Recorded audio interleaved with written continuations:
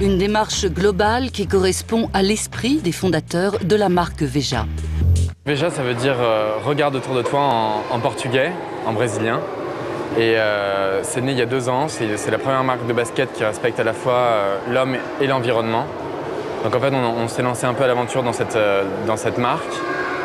On a monté toutes les filières au Brésil. Donc on bosse avec des petits producteurs de coton bio qui constituent la toile de la basket et de caoutchouc naturel.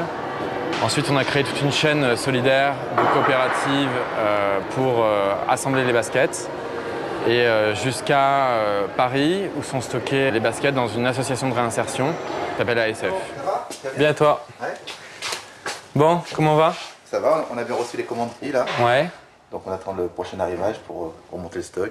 On s'est lancé là-dedans sans études de marché, sans tout le brouhaha commun des entreprises qui démarrent, en se disant que ça allait marcher, mais on ne s'attendait pas du tout à une réaction aussi positive du grand public. On a vu que le commerce équitable, à proprement parler, avec des standards élevés et des principes forts, fonctionnait localement, changeait la vie des personnes concernées, avait un impact fort sur l'environnement et était durable.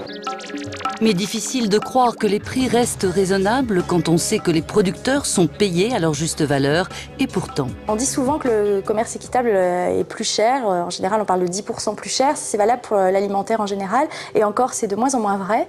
Et pour ce qui concerne la mode équitable, c'est pas toujours vrai du tout non plus. C'est un cliché contre lequel il faut un peu s'élever, parce qu'on peut tout à fait trouver des t-shirts équitables à petit prix.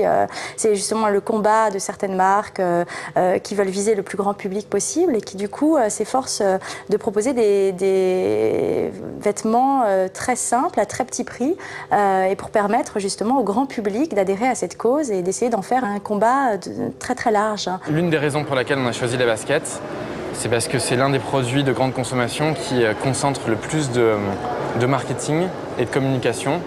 Nous, on a choisi de ne pas faire de pub, de ne pas faire de com, et de remonter ces ressources-là en amont vers les producteurs. Donc en fait, la basket, à la sortie de la coopérative d'assemblage, l'usine qui assemble les baskets, elle est environ 6 ou 7 fois plus chère qu'une basket conventionnelle, mais elle atterrit quasiment au même prix dans les magasins parce qu'on ne fait pas de com ni de pub.